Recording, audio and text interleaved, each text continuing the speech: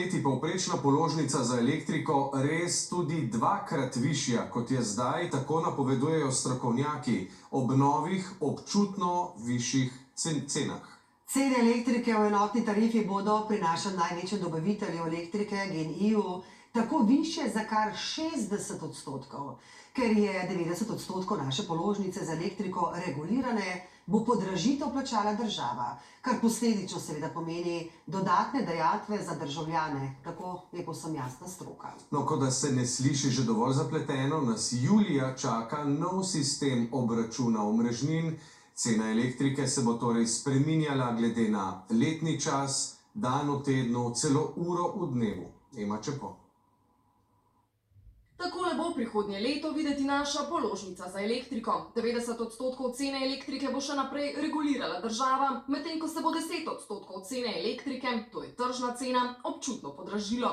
Naš največji trgovec z elektriko GEN-I denimo bo ceno podražil za 38% v višji tarifi, pa vse do 77% v nižji tarifi.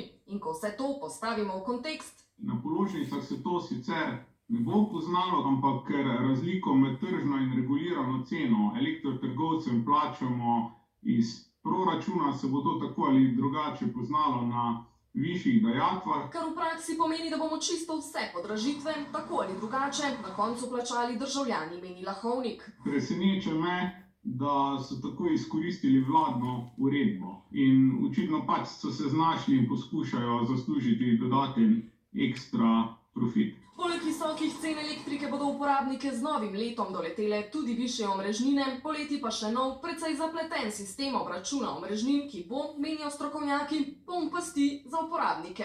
Tipični scenarij je, pridemo ob 16-17 uri domov, kaj nas čaka? Kosilo, ko bo električne avte, oziroma ponekod so že, imamo avto polne, toplotna črpalka po zemi obratuje, imamo povišeno porabo. Takšen scenarij se nam lahko zgodi samo enkrat na mesec, nadaljuje dr. Sukič, pa bo omrežnina občutno poskočila. Tako da če zdaj povprečna položnica tam okrog 70 evrov, bo po novem sistemu omrežnine za tiste, ki se ne bodo prilagodili tarifnemu sistemu, in lahko ta račun tudi dvakrat ali pa 2,5-krat višji kot sedaj. Da bo sistem bolj pošten, da bodo tisti, ki porabijo več, pač plačevali več, medtem sporočajo z Agencije za energijo in mirijo, povprečen gospodinjski odjemalec bo, če ne bo spreminjal svoje porabe, plačal še 3 evre manj kot v letu 2024.